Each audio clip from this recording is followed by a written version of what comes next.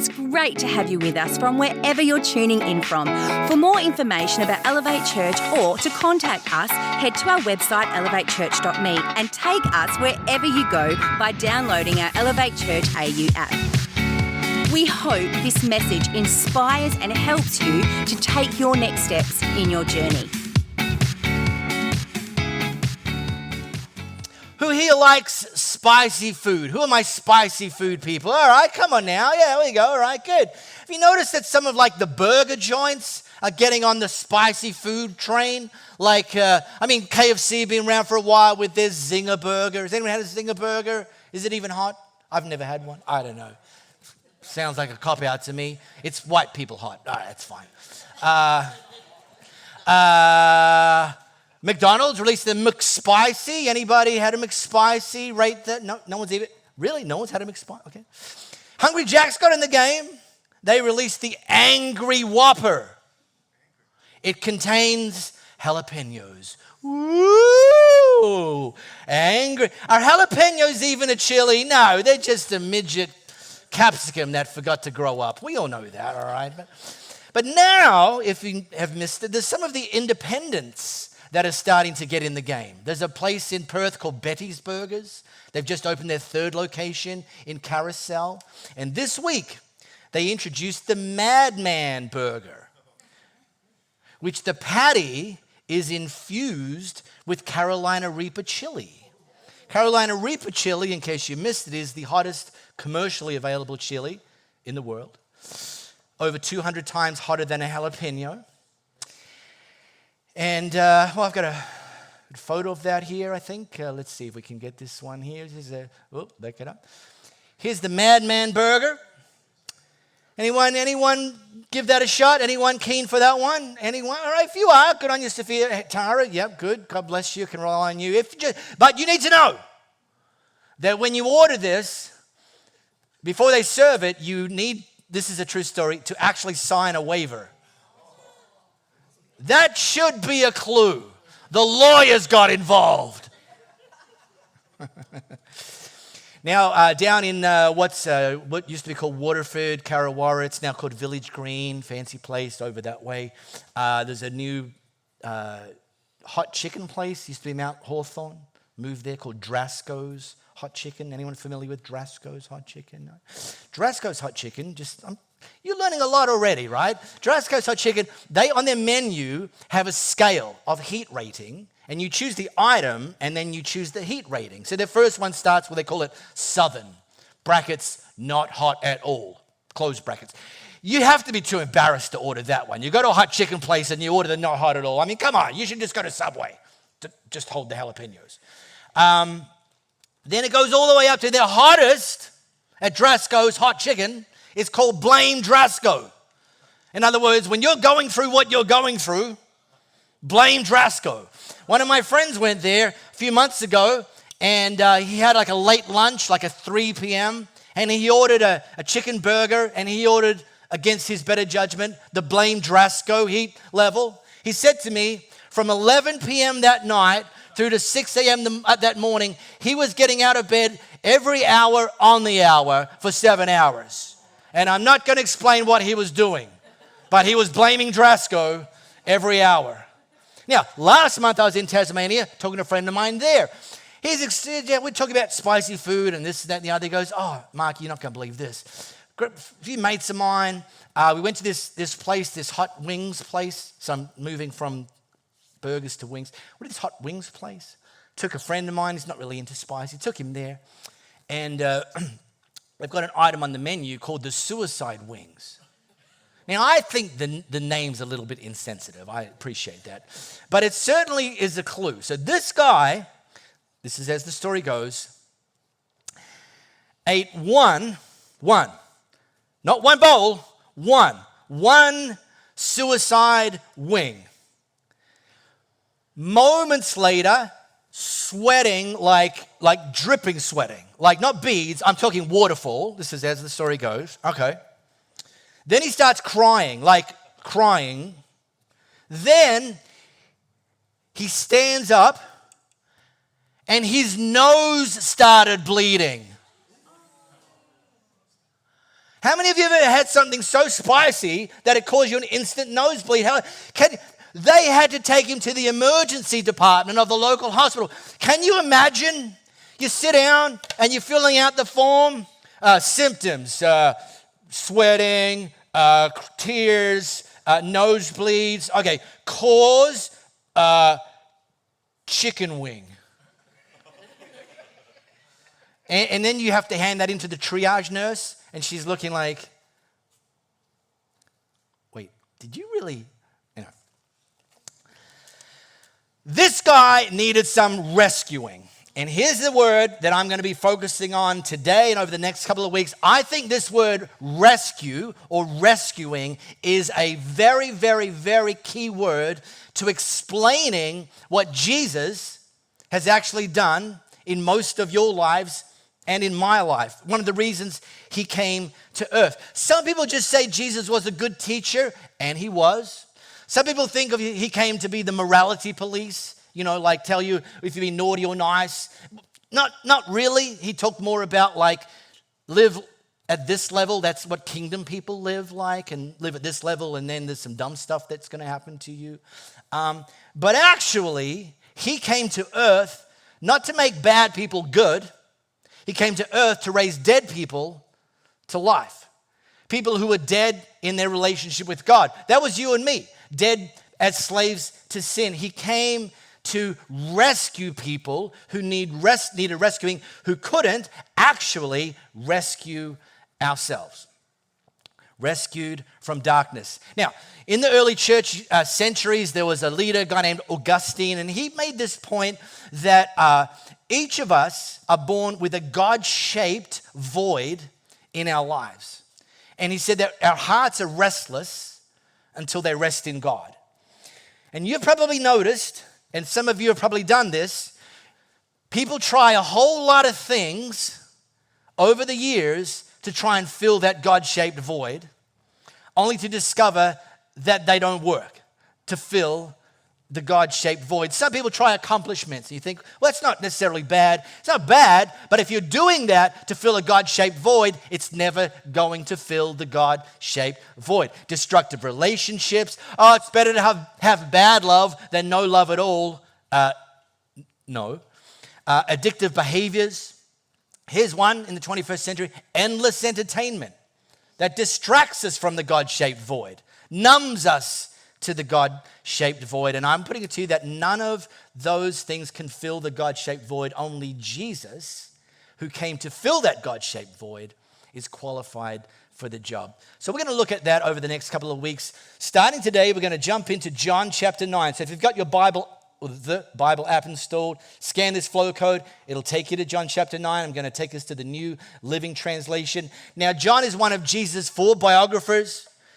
He was one of Jesus' hand-picked followers. So literally, John had a front row seat to everything Jesus did in the 3.5 years of Jesus' public ministry. So it's a pretty reliable source when you're reading John's account of some of this stuff. And so what we're going to look at is actually the longest written account of one of Jesus' many miracles. And it starts like this. As Jesus was walking along, he saw a man who'd been blind from birth. Rabbi, his disciples asked him, why was this man born blind? I mean, was it because of his own sins or his parents' sins?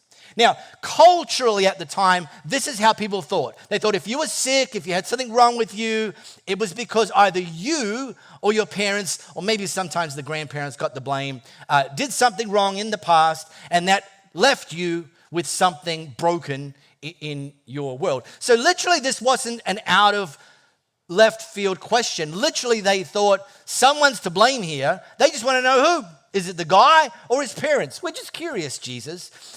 Jesus pivoted entirely and actually said, no, it wasn't because of his sins or his parents' sins, Jesus answered.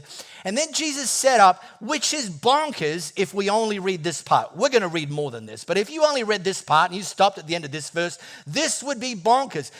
Jesus said, this man was born blind so that the power of God could be seen in him. Wait, what? Now, anybody here a phone photographer? Polana, you can put your hand up. Good, yep. Anyone like, you're often seen taking photos on your phone? Anyone? Yeah, come on, you know who you are. Now, full disclosure, I grew up long before phone photography became a thing. I know it's surprising, but it's true. Some of you, I'm going to take you back down memory lane right now. Some of you might get triggered. Warning. Some of you, you're about to learn something brand new as if you've just paid a visit to a museum. When I was a kid, we took photos on one of these. Yeah, a camera. Not a phone, a camera. Under 35-year-olds, I present to you a camera.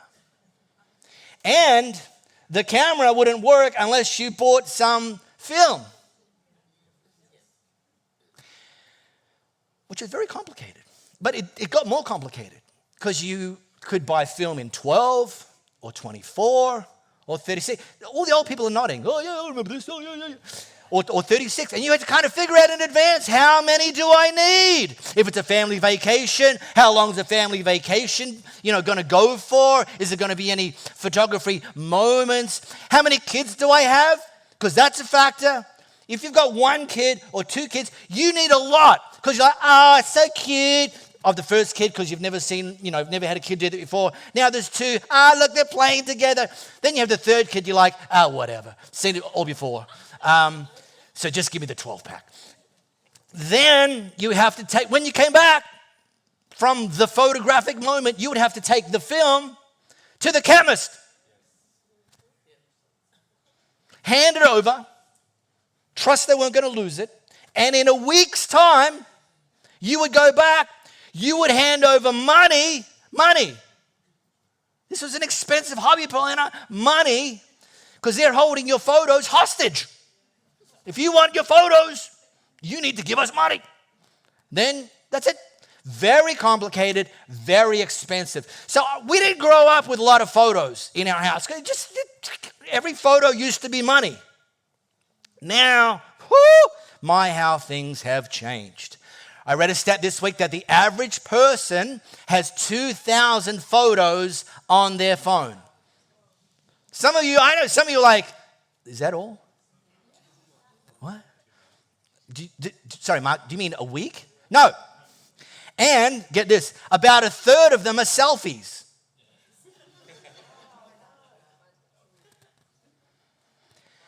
And if you're under 40, the stats project that you will die with over 25,000 selfies on your phone. Well, that's going to come in handy. In case God doesn't know what you look like, check my camera roll. But the reality is, and I'm sure you've noticed, that we are living in an increasingly self-centered culture. And I haven't said it cynically. Like, I'm here to make sure that doesn't happen in the people that I can influence, but it's happening around me.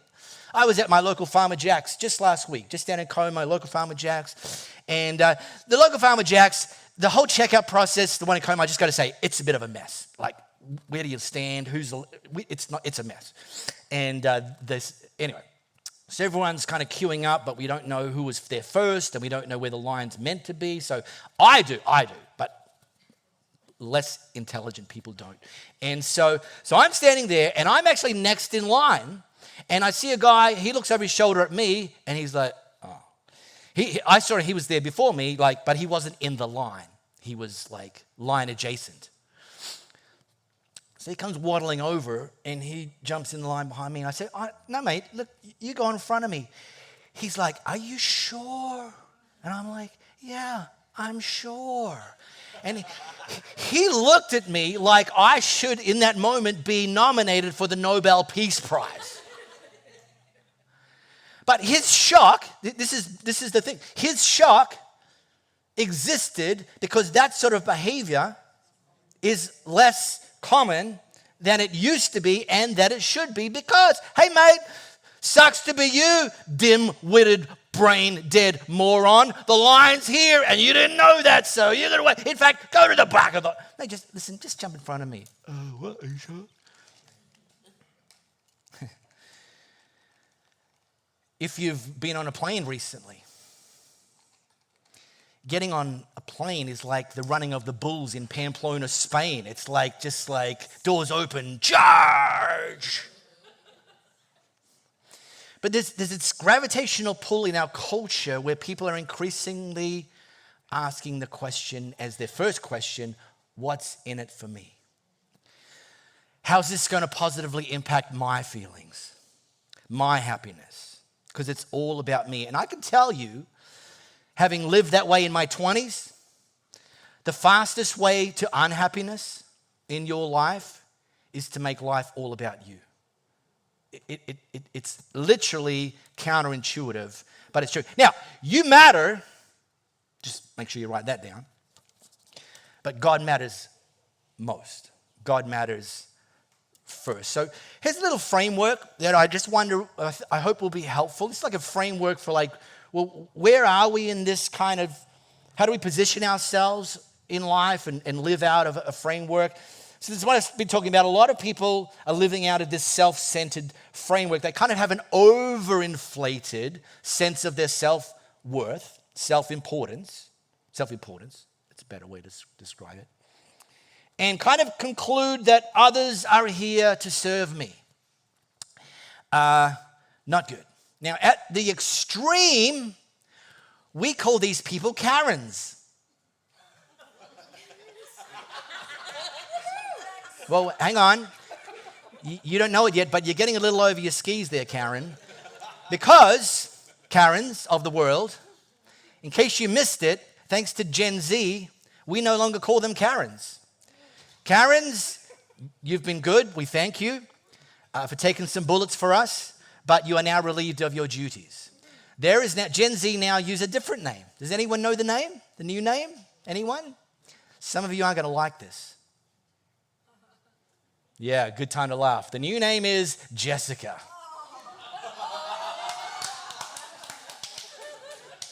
Don't look at me. I don't make this stuff up. I'm just good at research. Now, I'm not here to explaining, go and ask the internet on ChatGPT, why Jessica? There's a whole rabbit hole going on. But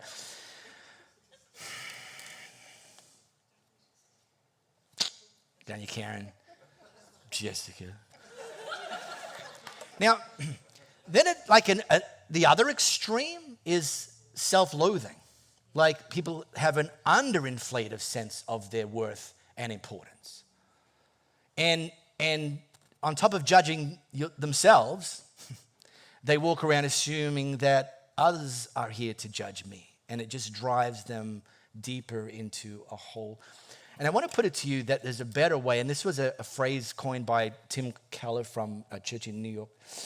And he coined the phrase self-forgetful. That, what if this wasn't about me? What if this was about me acknowledging that I'm filled with God's love and I'm here on this earth at the checkout at Farmer Jack's, at my cubicle tomorrow, on with my family over lunch, anything and everything that you physically find yourself in. What if you and I lived self-forgetful and lived with this posture of God? How can you use me in this to positively impact others and show them the love of God and the power of God? This idea of rescued to be a rescuer. All right, and Jesus, he leaned into this. He said, this was the next thing he said. He said, we must quickly carry out the tasks assigned to us by the one who sent us. Like tomorrow's not guaranteed. Let's get busy today. The night is coming and then no one can work. But while I'm here in the world, and say the highlighted words with me, while I'm here in the world, I am the light of the world. See, he just encountered a blind man, but the reality is that you and I, we too were blind.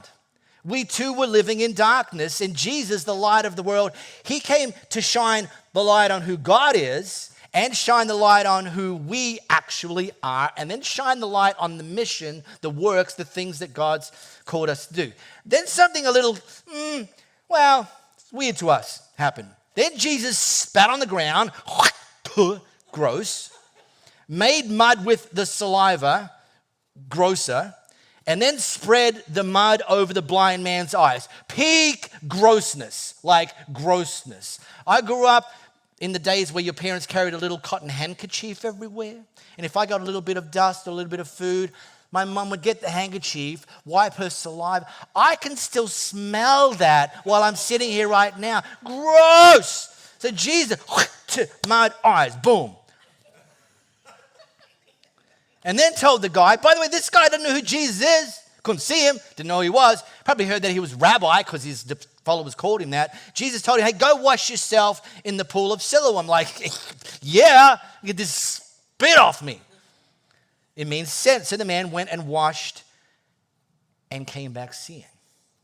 Blind since birth. But look, if you're anything like me, you're asking the question, what's the deal with the mud? I mean, Jesus could have just laid his hands on him. He could have just abracadabraed and zapped him. Like the spit and the mud. What's the deal with the mud? Well, let me ask you this. Have you ever prayed to God for a miracle and it feels like the first thing he sent you was some mud? Like things were tight financially. You prayed to God for, like, hook a brother up here, help me out a little bit here. And then your car broke down. A little bit of tension in your marriage. You pray to God for some strength and some, little bit of insight there. And then you find you start arguing even more. The reality is sometimes it gets harder before it gets easier. And the moments in the mud is where God's doing his greatest miracle, because it's the moments in the mud where he's working. He's testing us. He's stretching us. He's calling us to trust him even if we don't understand him. And then Jesus sent him to wash himself. This guy don't know who Jesus is and he's still blind. Just because I say so, go and walk to the pool and wash yourself off. What? He's still blind. And I think for me, my takeaway is sometimes the greatest acts of faith are what happens in the middle. Between you maybe praying and hoping and then Jesus actually doing the miracle. This guy had to do the middle. He had to walk. He had to wash. There was no guarantee of anything. Sometimes the greatest miracles happen in the middle. So if you're currently in a mess, you're not at the end, you're in the middle. And so keep showing up. Keep listening, keep obeying, and trust that God, when you do the things he's told you to do, that he will do the things that only he can do. All right, so guy comes back from the pool. He can see. He's been blind since birth. Friends are looking at him like, what just happened? And he's like, I don't know. I don't know. But you were blind since birth. Now you can see. I don't know. And told him about what Jesus did. They couldn't wrap their heads around it. So they went to sort of get the experts to help explain this. So they took him to the religious leaders, to the Pharisees, because, it was on the Sabbath that Jesus made the mud and healed them. The Pharisees asked the man about it and just told him, well, he put the mud in my eyes and I don't know, when I washed it away, I could see. Some of the Pharisees said, oh, well, this man Jesus is not from God, for he is working on the Sabbath. Let's just freeze frame this. You're a religious leader. You've just been presented with a guy who's been blind since birth, and he can now see. He can now get a job. He can now travel. Like his whole world has been opened up because of this miracle. Should be a cause for great celebration, right? I mean, putting my Captain Obvious hat on here. But instead, the religious leaders chose to focus on the fact that Jesus worked, mixed mud and spit, worked on the Sabbath. But the reality is this still happens today in churches all around the world. And let me give you a little way that I kind of slice and dice this. One thing that I found helpful over the years is to look at things in the church world in 3 tiers. Like tier 1, tier 2, and tier 3. Tier 1, the most important things. God created the heavens and the earth. God created humankind in his image. Jesus is the Son of God. Jesus came to earth, died on a cross for the forgiveness of our sins. Jesus was put in the grave, rose from the dead after 3 days. God made restoration with him possible, conquered death. That's tier 1 stuff, right? Now I'm going to skip down to tier 3. There's tier 2 stuff in the middle. Let me skip down to tier 3 issues. Is modern worship music more spiritual than hymns? Is that not? Look, I don't even need to know your opinion. This is a tier 3 issue. Is the Message version more spiritual than the old King James version? Should preachers be allowed to wear baseball caps?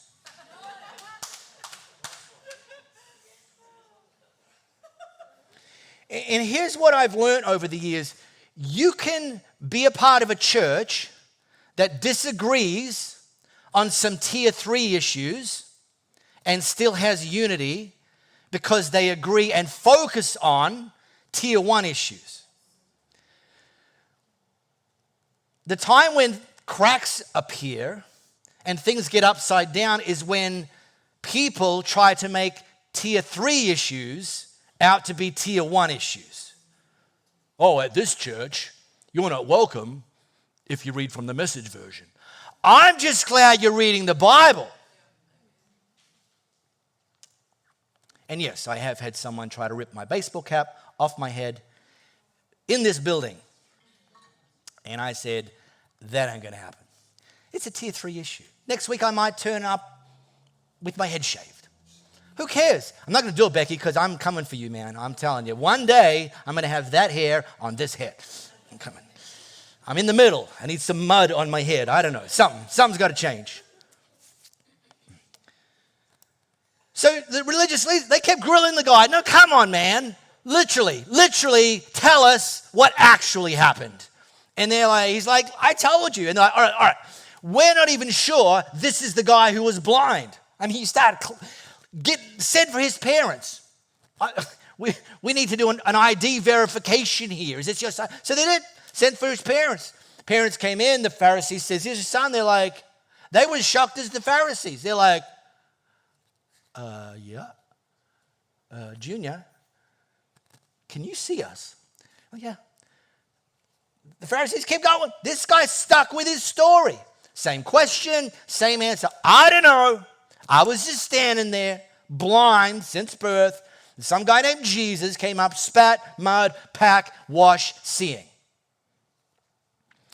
Keeps going, and in fact, one of the things he said made it into a hymn, tier 3 issue, made it into a hymn, maybe you've heard of it, called Amazing Grace, where he said to the Pharisees, listen, fellas, all I know is I know this. Say it with me, I was blind, but now I can see. You know, when your friends ask you about Jesus, why you follow him, probably just say this. I don't know. I used to have anger issues. Now I don't. Jesus helped me with that. I was angry. Now I'm not. Really? Actually, come to think of it, I've noticed. Yeah, well, you're my wife. You should have.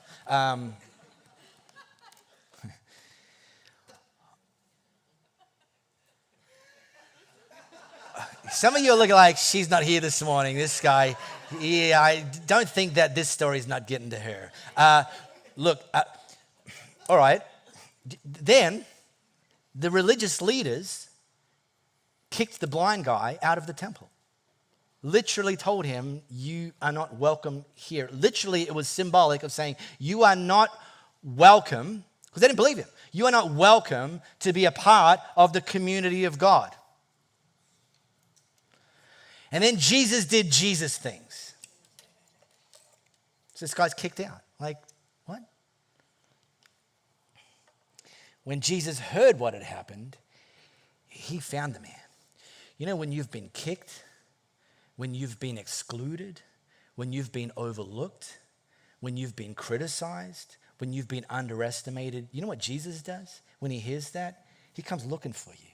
He comes looking for you. And he asked, say this with me, do you believe in the Son of Man? And the man answered, which was a description of like the Messiah, the Savior. The man answered, I don't know. Who is he? It's brilliant. I want to believe in him. Oh, it's good. Well, you have seen him. Not intended as a pun, Jesus said. And he's speaking to you. Well, yes, Lord, I believe.